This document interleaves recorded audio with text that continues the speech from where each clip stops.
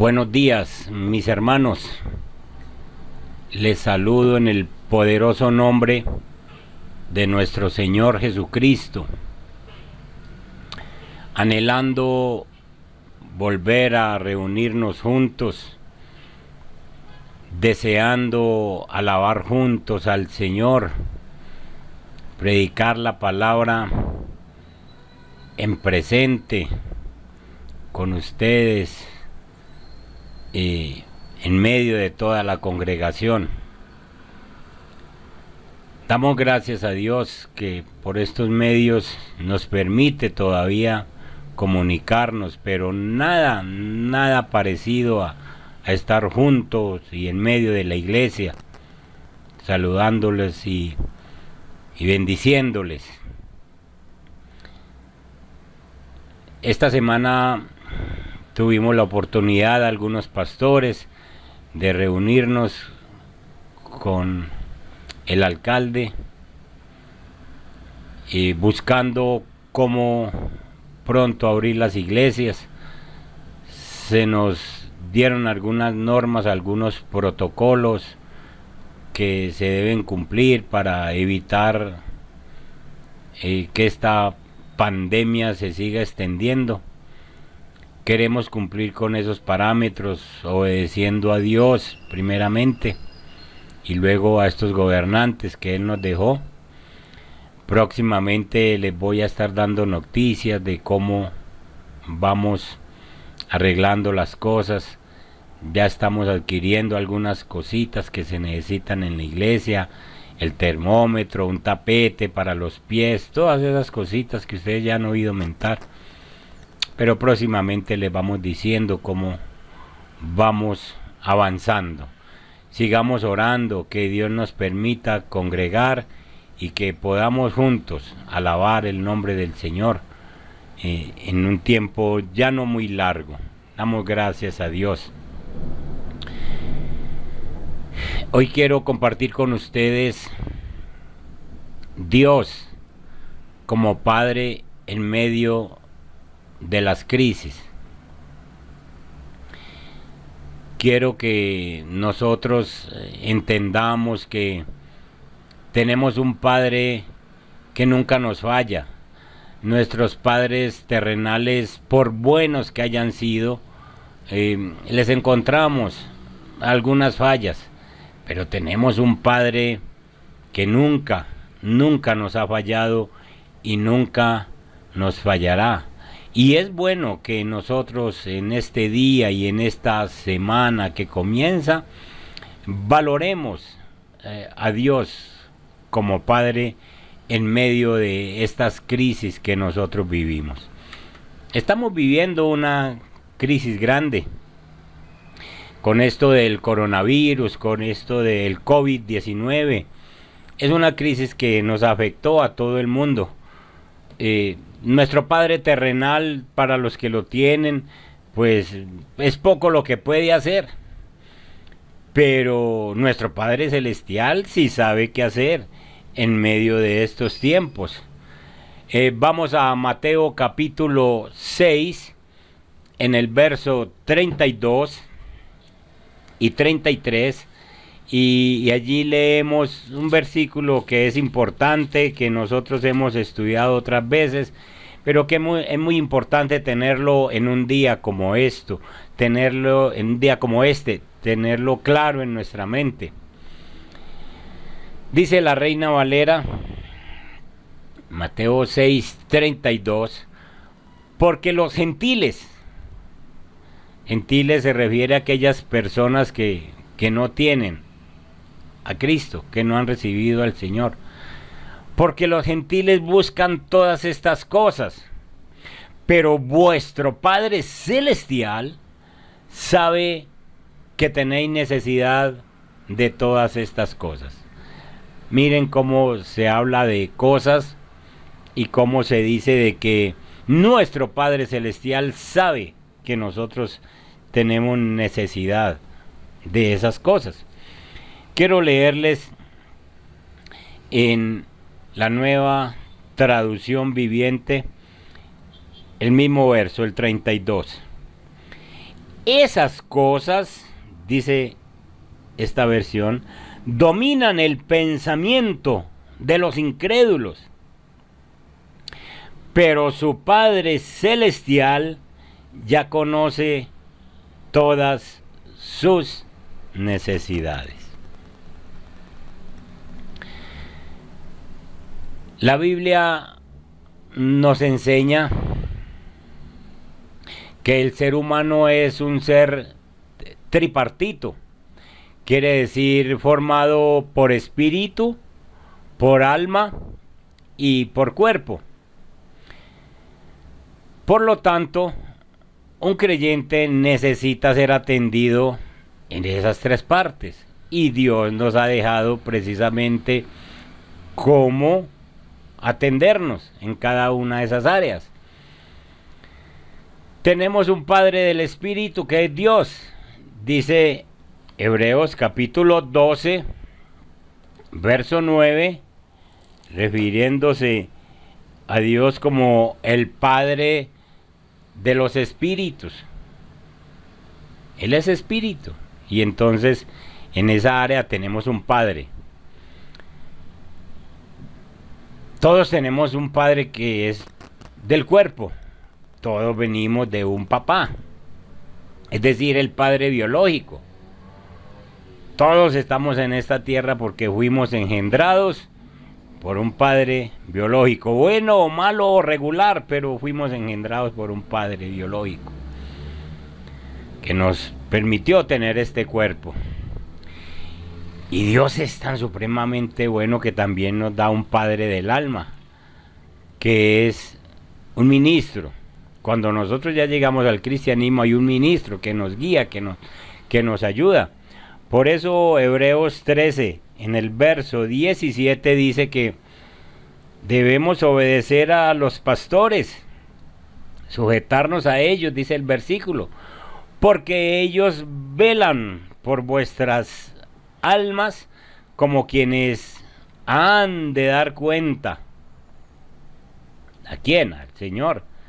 Para que lo hagan con alegría y no quejándose por esto, porque esto nos es provechoso. Nos es provechoso estar sujetos a alguien que es un mentor, que es un pastor, que nos ayuda a crecer en nuestra alma. Entonces miren ustedes cómo Dios provee en todas estas áreas, en el espíritu, en el alma y en el cuerpo. Dios delegó a esos padres biológicos una tarea de preparar nuestro corazón y nuestra mente, instruyéndonos en disciplina y en el temor de Dios. Muchos no cumplieron, por eso es que nosotros cuando recordamos al papá muchas veces le recordamos las cosas malas. Difícilmente hay muchas cosas buenas que recordar, pero Dios se encarga de esa tarea que no hacen los papás. Dios es un buen padre. Todos ustedes y yo necesitamos un buen padre, y cuando llegamos al evangelio encontramos ese buen padre. Reflexionen un poquito de cómo se ha comportado en este tiempo de pandemia el Padre Celestial, el verdadero Padre. No han visto cómo nos ha dado la protección, nos ha librado de este virus. Hay muchas personas que no pertenecen al cuerpo de Cristo que han caído bajo el efecto de este virus. En la iglesia cristiana Casa de Dios para la Familia no tenemos ninguno hasta donde yo sé. Y sí hay algunos cristianos que han sido víctimas de esto, pero en nuestra iglesia Dios nos ha protegido, se ha comportado como un gran Padre que nos protege. ¿Qué tal pensamos en la provisión que nos ha dado ese gran Padre en este tiempo? Todo esto que nosotros podemos pensar y que vamos a ver más adelante, de cómo Dios se ha comportado como un gran Padre para nosotros. ¿Cuál es el objetivo de esta enseñanza? ¿Qué queremos con esta enseñanza de hoy? Queremos entender que la base de la vida cristiana descansa en la paternidad de Dios. Descansa en la paternidad de Dios.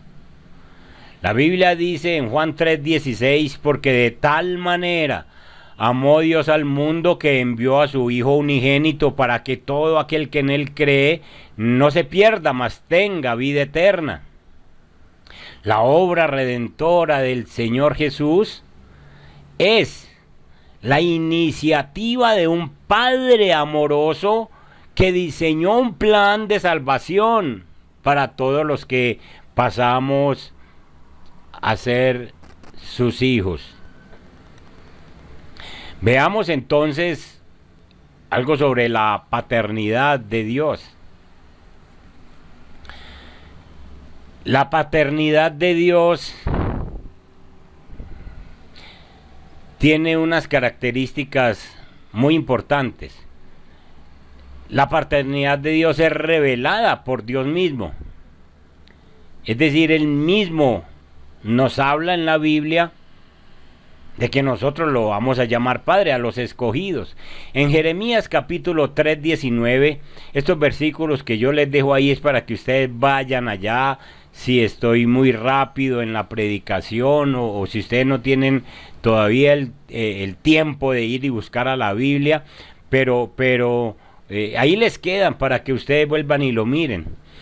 Jeremías 3:19, Dios revela por sí mismo su paternidad. Él dice: me llamaréis Padre mío, y no os apartaréis de en pos de mí. En Malaquías 1:6 dice: el Hijo honra al Padre y el siervo a su Señor. Pues si yo soy Padre, ¿dónde está mi honra? Él se está revelando él mismo como Padre. Pero además de que la paternidad de Dios es revelada por Él mismo, también es revelada por los profetas. Isaías capítulo 63, en el verso 16, dice el profeta: pero tú eres nuestro Padre, tú, oh Jehová, eres nuestro Padre, nuestro Redentor, perpetuo es tu nombre. O sea, desde el Antiguo Testamento, por los profetas, también se revelaba la paternidad de Dios. Pero nos venimos al Nuevo Testamento y la paternidad de Dios es testificada por el mismo Señor Jesucristo. En Lucas capítulo 11, del 1 al 2, Jesús nos enseñó que al orar nos dirigimos al Padre, nos dirigimos a Dios llamándole Padre nuestro. Vamos allí a Lucas capítulo 11 y el verso 1 al 2 dice: aconteció que estaba Jesús orando en un lugar, y cuando terminó, uno de sus discípulos le dijo: Señor, enséñanos a orar como también Juan enseñó a sus discípulos. Ya hemos visto en algunos de los devocionales que los discípulos les maravillaba ver a orar a Jesús. Y por eso se atreven a decirle: enséñanos a orar. Verso 2, y les dijo: cuando oréis, decid: Padre nuestro que estás en los cielos. Padre nuestro que estás en los cielos. Inmediatamente sigue: santificado sea tu nombre. Venga tu reino y hágase tu voluntad en el cielo, así también como en la tierra. Saben ustedes, hermanos, que una oración como esta no la puede hacer cualquier incrédulo. Pero él sí la hace, pero no llega.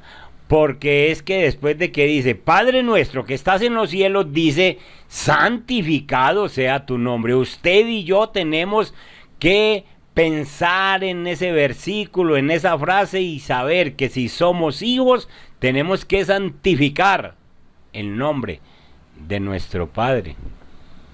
Entonces, la paternidad de Dios es testificada por el Señor Jesucristo. Y otro versículo para hablar de esta paternidad de Dios está en Juan capítulo 14, verso 9, cuando Tomás, el caso de Tomás y de Felipe, que están allí en una conversación con el Señor, y entonces le dice, Felipe le dice, muéstranos al Padre, en el versículo 8. Felipe le dijo, Señor, muéstranos al Padre y nos basta. Jesús le dijo, tanto tiempo hace que estoy con vosotros y no me has conocido, Felipe. El que me ha visto a mí ha visto al Padre. ¿Cómo pues dice tú, muéstranos al Padre? Entonces Jesús está testificando de la paternidad de Dios. Entonces, es revelada por sí mismo, es revelada por los profetas y es testificada por Jesucristo. Definitivamente somos privilegiados al tener a Dios como Padre, y en medio de esta situación, de esta crisis que estamos viviendo, somos bendecidos con un Padre que nos ha cuidado, que nos ha bendecido, que se fija de qué cosas nosotros necesitamos. Entonces nosotros tenemos una identidad. ¿Cuál es nuestra verdadera identidad? Nuestra verdadera identidad no es que usted pertenece a tal o cual familia, que tiene un apellido y que ese apellido le hace notorio. No, la verdadera identidad suya y la mía es que somos hijos de Dios. Hermanito, hermanita, vos y yo somos hijos de Dios. Y en este tiempo de COVID-19, nosotros somos hijos de Dios. Y como hijos de Dios es que Él nos ha tratado. En Juan 1, capítulo 12 al 13, dice sencillamente, ustedes lo saben, que los que recibimos al Señor, pasamos a ser hijos. Pasamos a ser hijos de Dios. Y esto no es por voluntad de carne, sino por voluntad de Dios. Si recibimos a Cristo en nuestro corazón, pasamos a ser hijos de Dios. Y en primera de Pedro capítulo 2, el verso 9 al 10 dice que nosotros somos ese real sacerdocio, nación santa, pueblo escogido por Dios para que anunciemos las virtudes de aquel que nos llamó de las tinieblas a su luz admirable. Somos los hijos de Dios en este tiempo para anunciar todo lo bueno, todas las virtudes que tiene nuestro Dios. Nosotros que en otro tiempo no éramos hijos de Dios, no éramos pueblo de Dios, pero ahora por su misericordia pasamos a ser sus hijos. Y miren este versículo precioso de Efesios capítulo 1 y el verso 5. Cómo Dios nos escoge para que nosotros seamos sus hijos. Vayan conmigo a esa cita, ubíquense en Efesios capítulo 1 y leamos desde el versículo 4. Dice que Él nos escogió en Cristo, en Él, antes de la fundación del mundo, para que fuésemos, ¿qué? Santos y sin mancha delante de Él. Dios escogió a hijos para que seamos como Él, santos.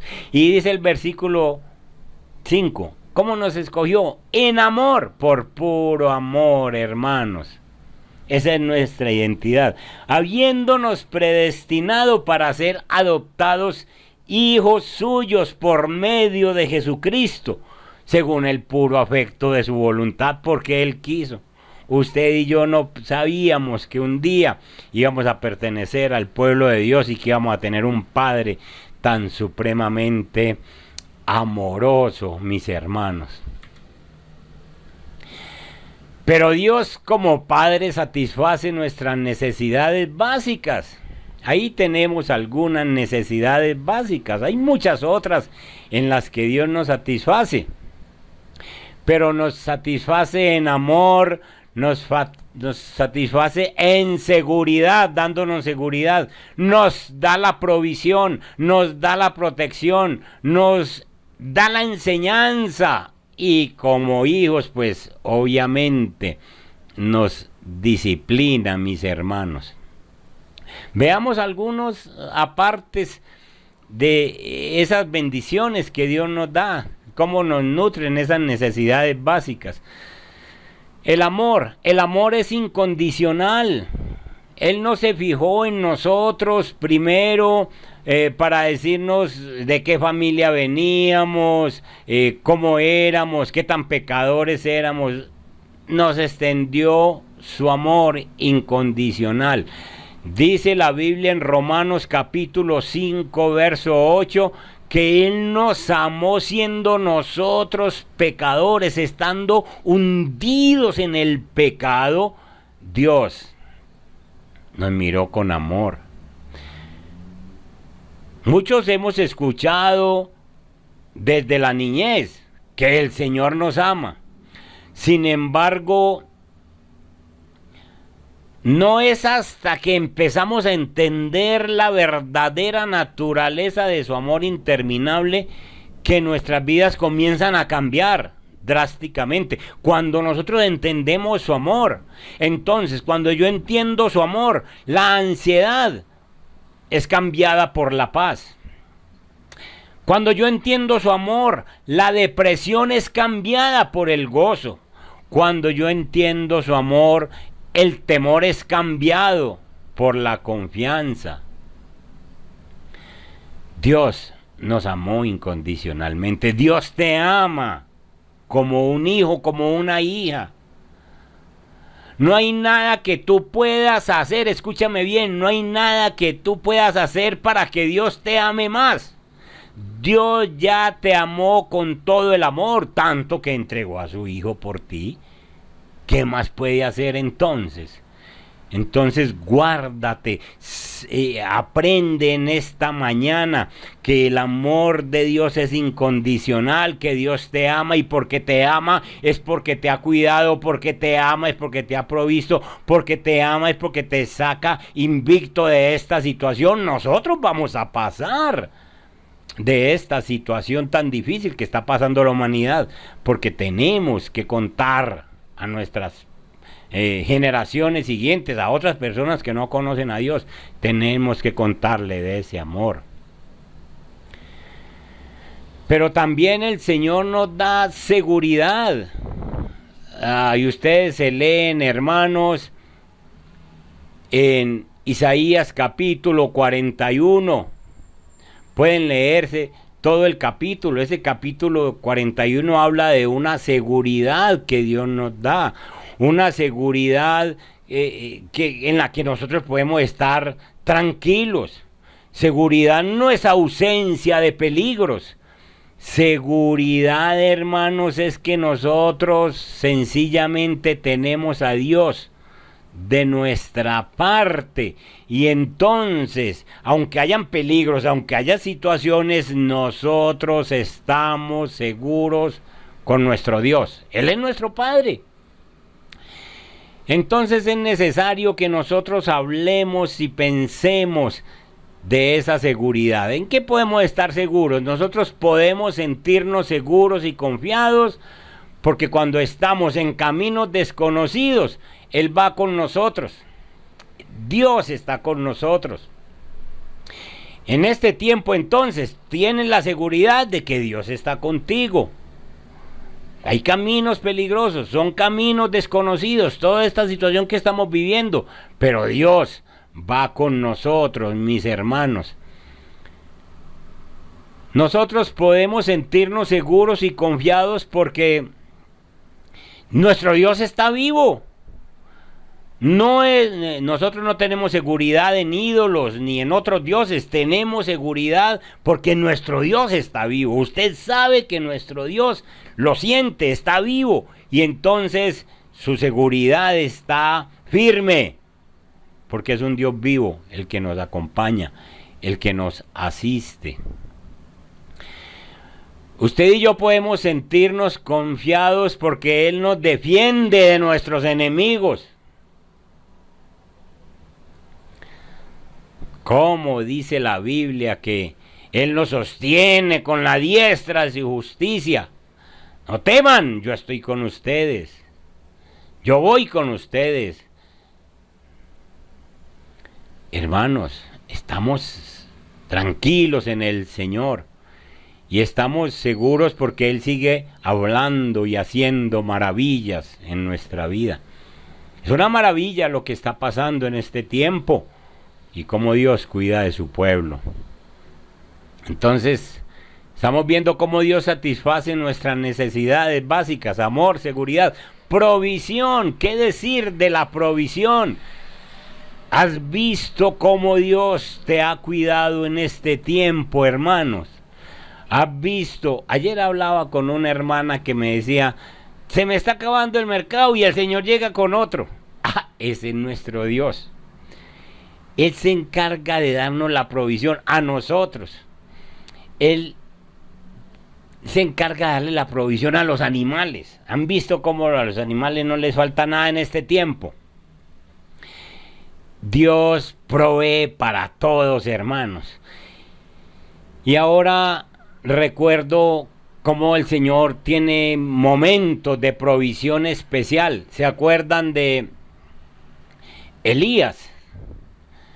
Cómo en el capítulo 17 de Segundo de Reyes, vayan allí conmigo un momentico. Ustedes ya saben estos versículos, pero cómo Dios le dio la provisión, le cuidó a Elías en medio de una situación de sequía, en medio de una situación de hambre. Pues cuando hay sequía, cuando no hay lluvia, se secan los cultivos, se acaba todo. Pero resulta que en el capítulo 17, en el verso 6, entonces Elías está pasando una situación difícil. Es Primero de Reyes, por favor. Primero de Reyes, capítulo 17. Elías está pasando una situación difícil. El Señor, en medio de esa sequía, lo manda a que se meta donde todavía hay agua. Donde todavía hay agua.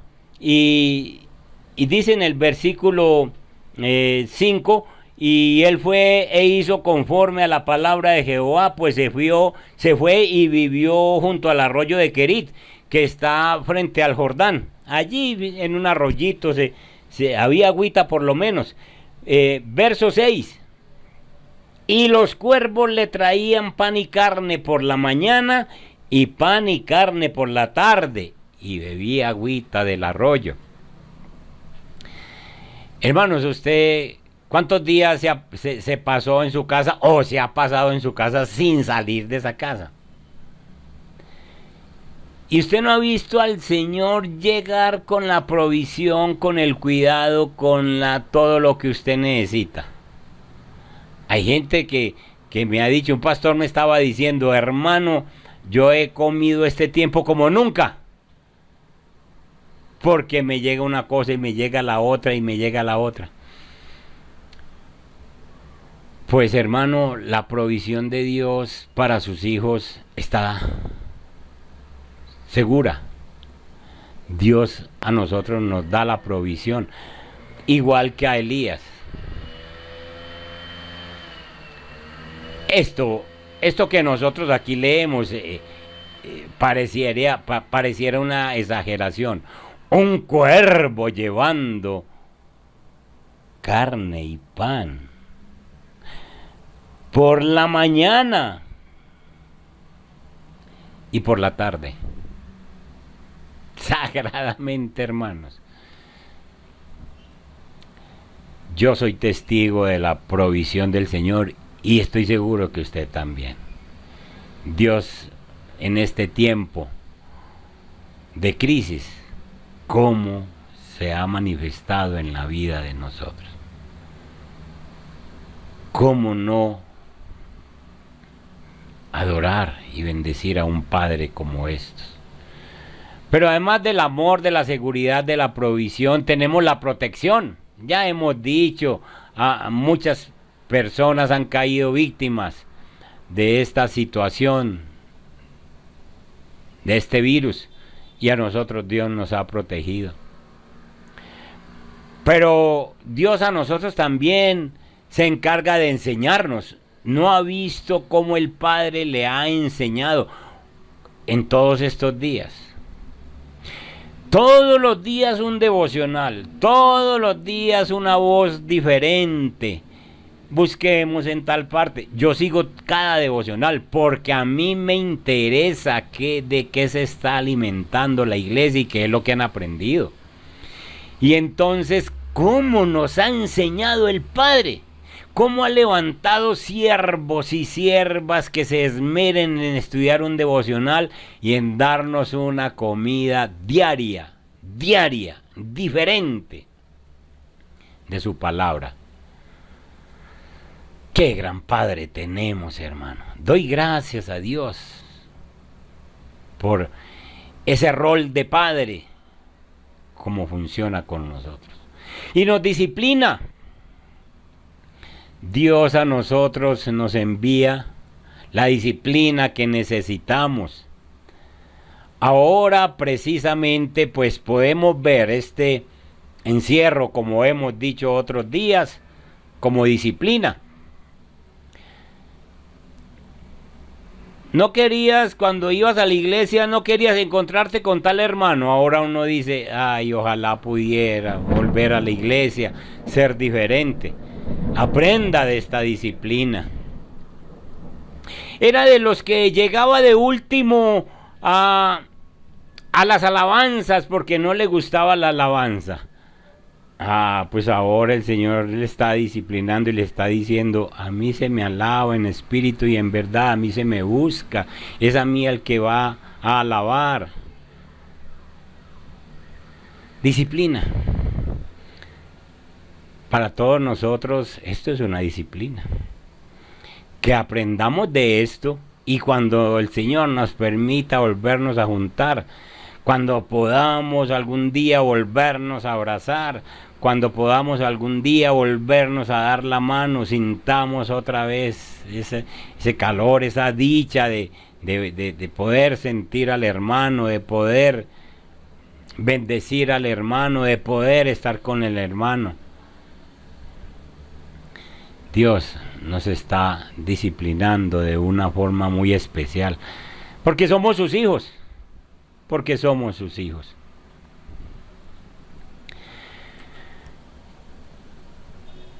Con un Padre como estos que nosotros tenemos, ¿cómo no honrarlo? ¿Cómo no honrarlo? Ahora, si tenemos un Padre tan especial, ¿cómo lo honramos entonces? ¿Qué hacemos para que Él sepa? Pues adorándole. Esta semana se compartió un devocional de cómo se adora a Dios. Se habló del gran perfume, del nardo puro, con el que aquella mujer adoró a Dios. A Dios se adora en espíritu y en verdad, dice la Biblia. ¿Cómo se honra a Dios, hermano? Obedeciéndole. Haga lo que dice la Biblia. Si conocemos sus mandamientos, si guardamos sus mandamientos, entonces le obedecemos. Somos sus hijos y sus hijos estamos para obedecerle. Esa es la forma como le demostramos que Él es nuestro Dios. Juan capítulo 14, el verso 21 nos dice: el que tiene mis mandamientos y los guarda, ese es el que me ama. ¿Usted tiene los mandamientos de Dios y los guarda? Entonces usted está amando a Dios, usted lo está honrando. Y el que me ama, miren, el que me ama será amado por mi Padre, y yo le amaré y me manifestaré a él. ¿Quiere que Dios se manifieste a usted? Obedézcale, mijo. ¿Cómo honramos a Dios? Adorándole, obedeciéndole, conociéndole. Jeremías capítulo 9.